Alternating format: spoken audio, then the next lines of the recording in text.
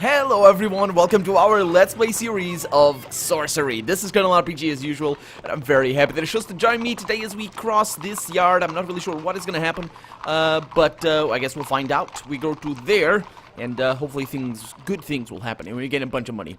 I don't know. Last episode was pretty good, though. You pass by the alleys and follow the road as it heads towards the rising wall of Manpang. After a while, the path opens out into a stony clearing. The sun breaks over the eastern wall. Guards walk this way and that across the space. Okay, so we have flagstones, we have across the square, or we have the people. Let's look at the people first. The people in the square are moving this way and that, seemingly without purpose. They all seem quite concerned and busy, however. What about the flagstones? The flagstones on this square are smoothed and worn as though by torrential rain. Okay, across the square is a low wall set with a door. The guards do not seem to be guarding it, but none are going anywhere near it either. You could elbow your way through the strange crowd filling the square.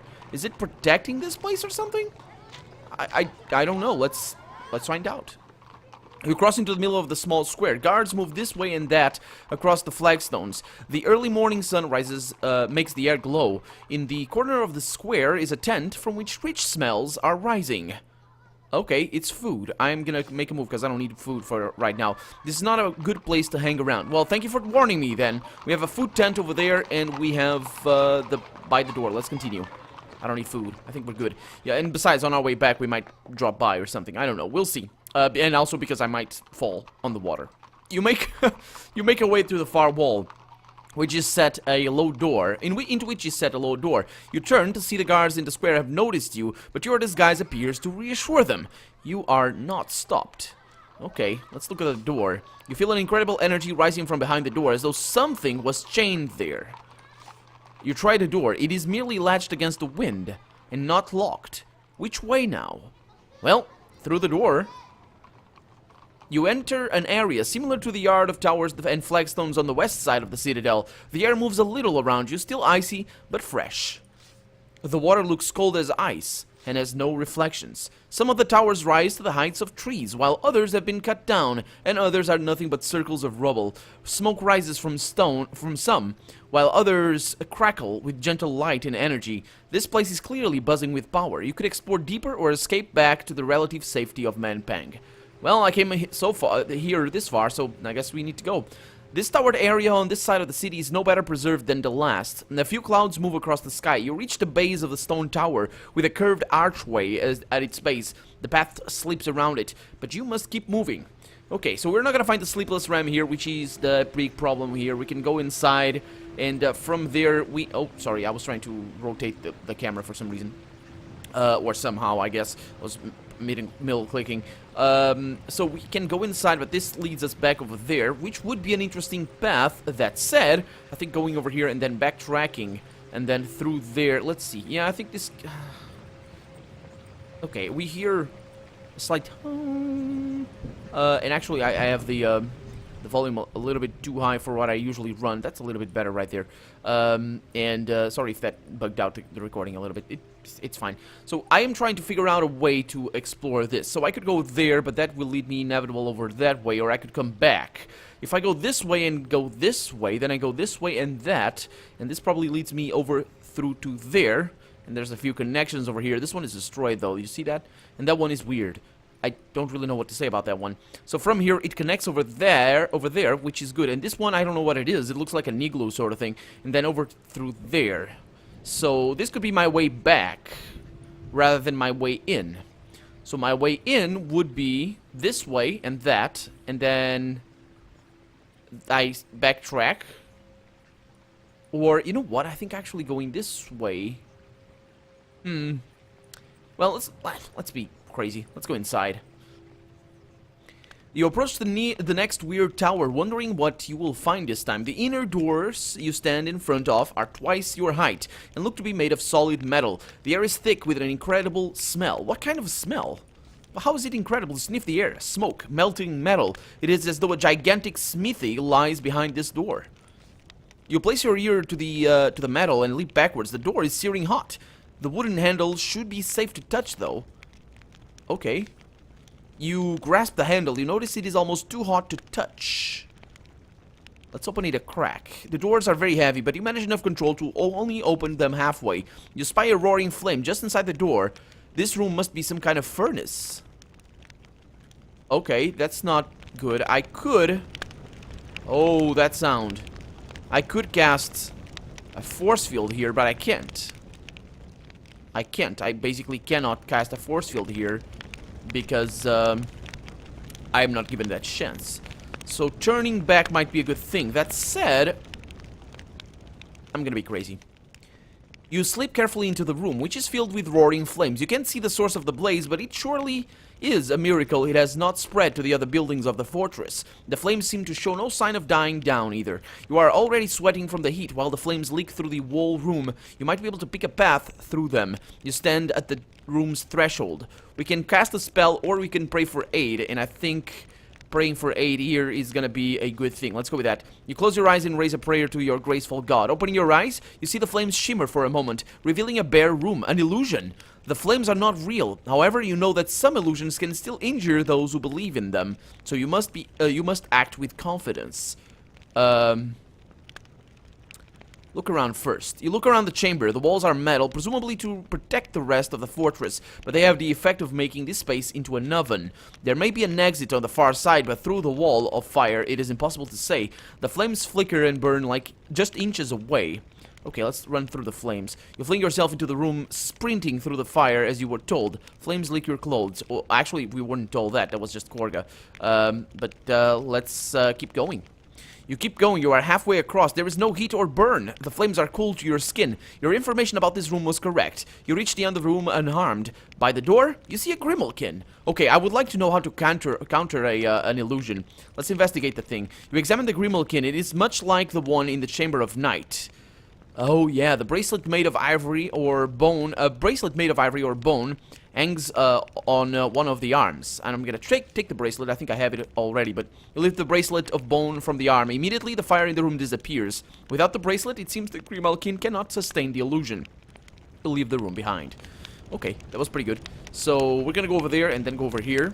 Oh, it's still roaring. The flames are still roaring. Let's go. I think I had that already, but yeah, you step back out onto the path and make your way along it. As the morning moves on, the wind begins to rise. Three paths meet at this point in the shadow of the western rock.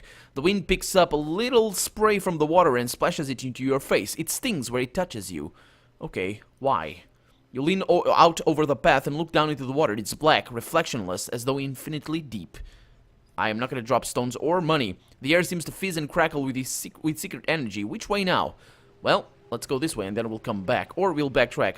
I think I'll come back. As the sun climbs the sky and the wind rises, you follow the path and make your way into the next tower uncertainly. What is this place? Why was it built? The chamber inside is bare, except for an empty table at the center. Various items lie around it, as though they had fallen off the surface during some kind of earthquake.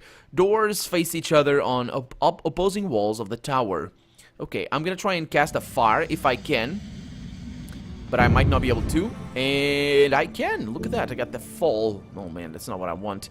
Fall is from against stone, I think. So I got the sense danger over here. And I'm going to go with that. Because we can afford it. This room is enchanted, the voice tells you. Though the spell is most subtle. Its message in tone the magic gives out. Okay, so we have a room with an empty table at the center. Various items lie around it as though they had fallen off the surface during some kind of earthquake. Okay, doors, what kind of enchantment is it, then? I don't know. Let's look at the table first. You go over to the table and look it over. It seems ordinary enough. Its surface is etched with scratches and grooves, but nothing intelligible. Okay, so maybe it's just, I need to cast Wrap, I think? Or is it Yaz? So I got the, Zap over here. That's not it. We have the sap, that's cause depression, don't need that. We have the jig, which I wish I could, but can't. It's most subtle. What kind of subtlety would it cause? Maybe the jig is the key here. We have the nip over here. What is that for? It causes speed. Oh yeah, I spent it already. Damn it. And that is that. We have the fall. Yeah, I don't think it's gonna hurt me or anything. Look at the things on the floor. Strewn around the table are another assortment of things. A broken cup, a bamboo flute, oh yeah, a decent-looking broadsword, and the bare bone from a hunk of meat. You look down. Take the bamboo flute. You reach down and pick up the bamboo pipe. You play a few cheerful test notes. But as you stand up, you fumble the orb of crystal from your pack and it falls to the floor. It's gonna... Please don't break it. Quickly you take the orb, but once again you drop something as you stand. The ring of green metal onto the table. It is as though your hands were made of butter.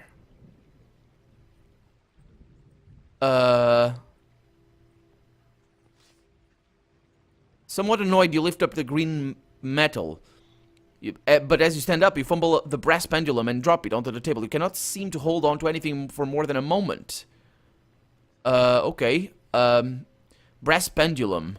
I think I want that. Let's see what happens. The orb. Take the orb. The green metal ring. What is that for? Okay, so the ring of green metal. I shall... Serpent ring right there. Yeah, we already had that. Let's see. The bamboo piece, goblin's tooth, Snattercast tooth, vial of glue, medicinal potion, stamina, requires sand, nose plug, skull cap, black face mask, jewel, gold black mirror, fire, water, stone, dust, yellow. Yeah, okay, so we don't. Where's the ring? Damn it. Okay, the brass pendulum. It's for nap.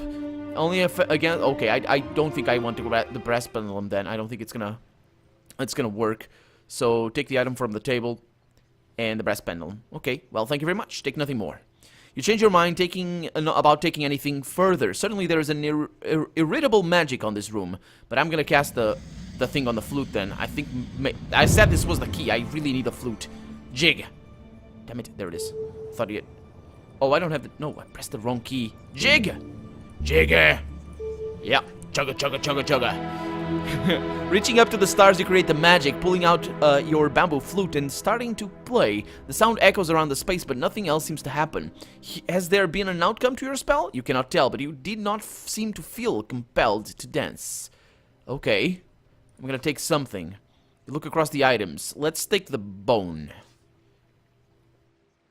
You pick up the bone, but it seems useless, so you toss it away once more. Okay, take the item from the table.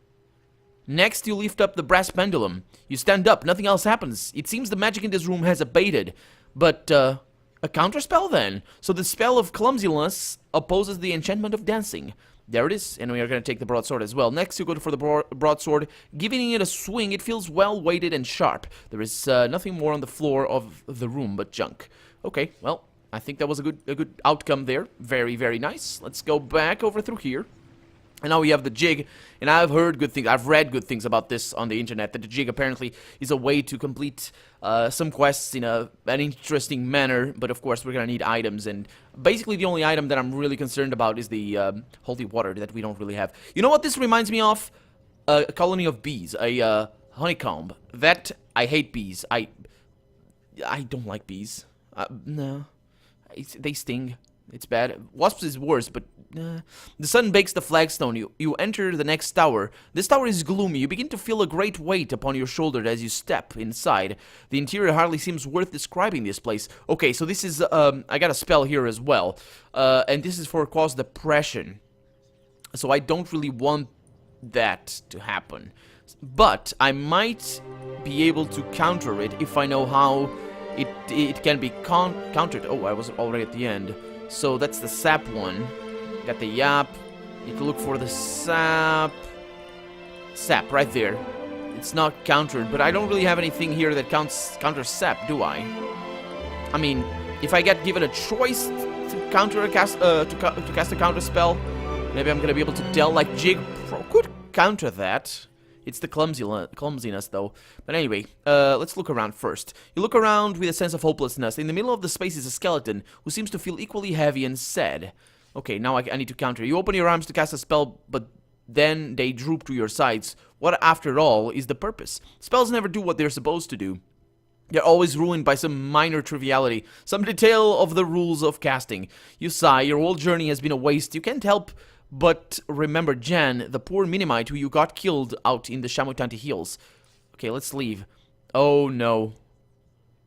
Oh, You head for the exit, but give up after a few paces. There's nothing out there worth finding after all. Just more of the same. You might as well just stay here. You think of the Crown of Kings just over in the nearby tower, and completely out of reach. You might as well just have stayed home.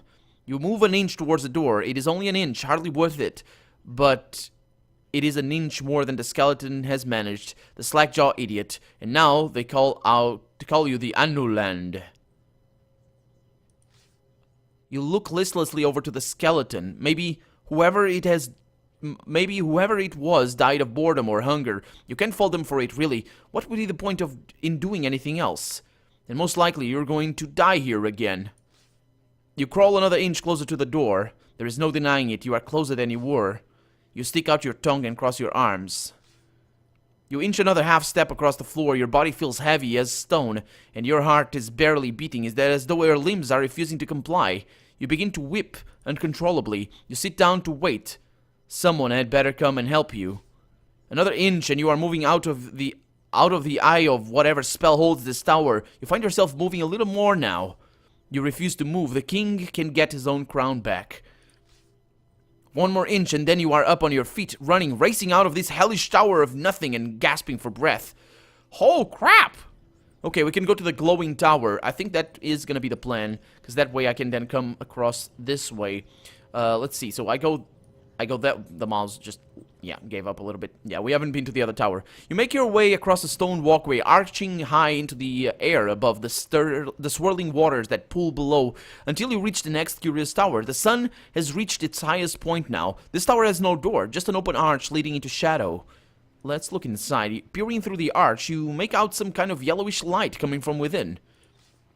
You step inside the doorway and then stop suddenly, half blinded by a glowing luster that fills this chamber. Your footsteps crunch and you look down. It seems the floor is covered with gold coins, jewels, and emeralds of every shade and hue. Doors lead away in both directions. Okay, this is an illusion. But can I cast an illusion? Do I have like a spell of true seeing? I know what the... I know it's the dud spell. I got the mud, which causes a sand, quicksand, I think it would be, or does it muddy the counters field of force? Okay, is it? What the? Was it? Yeah, create quicksand, counters field of force. Okay, how about a gob, which counters? Doesn't tell me what it counters. Okay, so I have the D over here. That's the dock. Could it counter illusion? Nah, I don't think so. Or it could, but I don't know. We got the sob over here that casts a Snatacat, and then we have the sus, which is of course gonna tell me about the illusion. It might be the oh, the far. This might be the counter. Any one of these might be the counter. Let's see. You see a vision of yourself hoarding the gold, stuffing it into every pocket and crevice of your pack. Then you step outside and it melts away. The vision also disappears. But I wanna make sure. Yeah, it's an illusion. But can I cast anything that's free? I can cast mag, which would be an interesting one. I do have the let's just make a move. Let's get out of here. The treasure is merely illusion, of course. You head for the doors. It would be nice if it weren't, but let's go north. Oh, you see that tower over there? Oh, okay. You hurry over another walkway, higher in the air than you had expected, towards the next tower. You stop at the tower's edge. There is a narrow opening in the dark gray stone. The tower's opening is barely wide enough for you to slip inside while wearing your cutlass. It is a curious design, as though a normal door was built, and that the tower itself was stretched. You can make out nothing from within.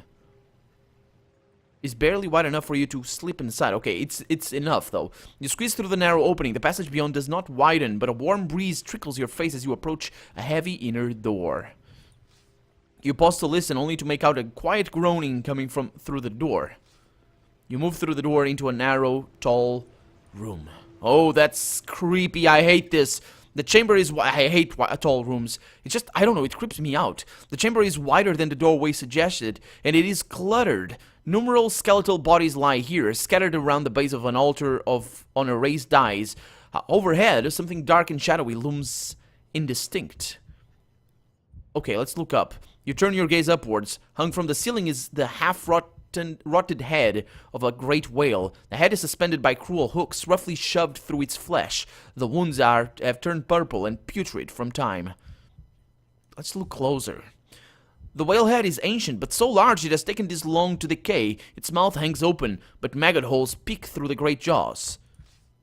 Looking closer still, you see the creature's tongue has been split open. There is a steady drip of clear water falling from it. Oddly, there is no stench. Surrounded by such decay, your nostrils should be filled, but there is nothing.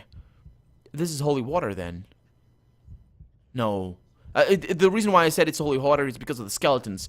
Let's investigate the head.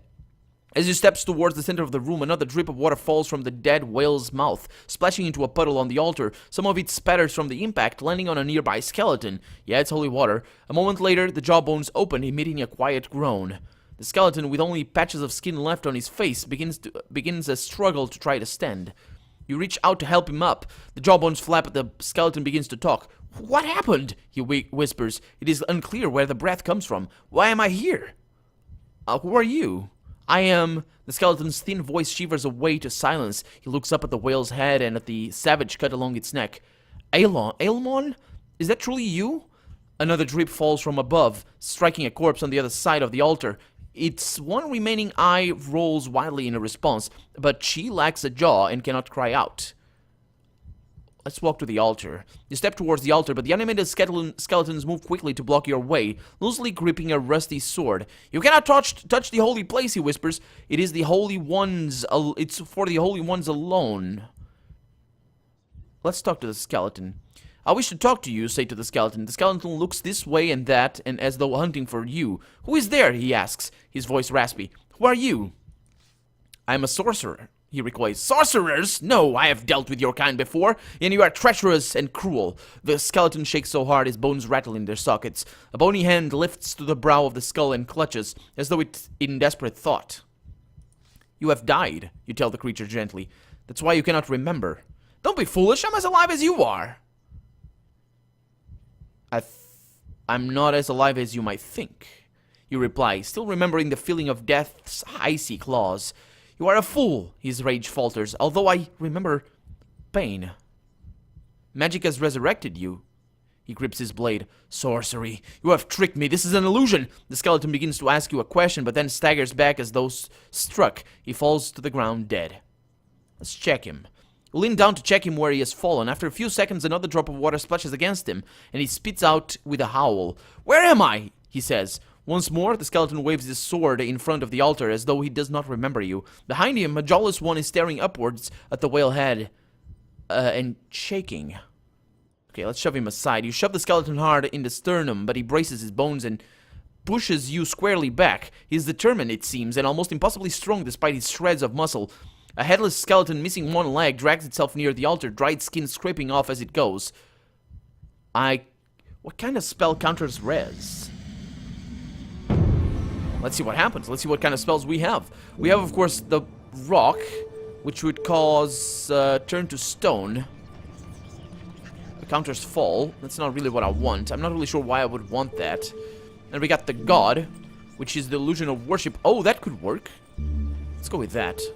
That kind of makes sense here, since it's on a holy altar. "Yeah, Aelmon," it cries. "You visit us, bless us, and save us." Let's bless him. You hold out a hand and murmur indistinctly for a moment. The skeleton visibly relaxes. "Now I know I will return to the sea," he murmurs, "even when I die." So saying, he collapses on the spot. Let's walk to the altar then. You step again towards the altar. Water drips again from the whale's head, splashing onto the near skeleton. Before your eyes, he rises up again, ancient bones creaking. The skeleton blocks your way once more. Okay, I'm gonna cast... Oh, crap. I think the god is gonna continue to work here. And instead of blessing him, I think I just need to go to the altar.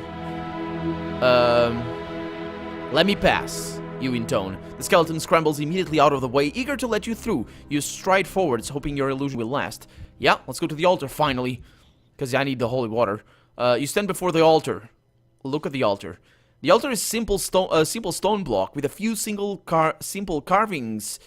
Oh, this thing. We have seen this thing. Of waves and waving plants. Scratched into the stone is a simple glyph. 4 slashed lines. Okay, which one is more important? I think I have this glyph already, so let's collect the dripping water first. You unstop one of your empty vials and hold it out, filling it with the water dripping from the whale's mouth. Holy water. Okay, Let's clamber onto the altar again. You climb up onto the altar, great head now. Oh, wait a minute, we're on top of the... Oh, we're on top of the altar. You climb up onto the altar, the great head now within your arm's reach.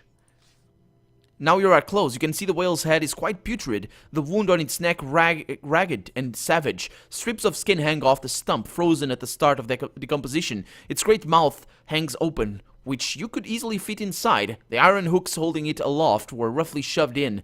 Was this creature hung up while still whole and alive? Let's look inside the mouth. The water dripping from its mouth wells up from the inside of the tongue. It's in a seemingly endless supply. Is this why the head is here? Did someone, perhaps the Archmage, capture and kill a god for a source of sanctified water? Let's get down. Let's not touch this thing. You clamber back down away from the foul carcass. Let's pray at the altar then. There's a clear space just before the altar. You kneel in it and bow your head. The dripping of water from the carcass overhead slows and deepens, becoming a gentle sound of the tide, and you feel the presence of the whale god, Aelmon. But the voice is distant, confused. The sluggish movements of the whale are transformed, weakened, and defined by violence.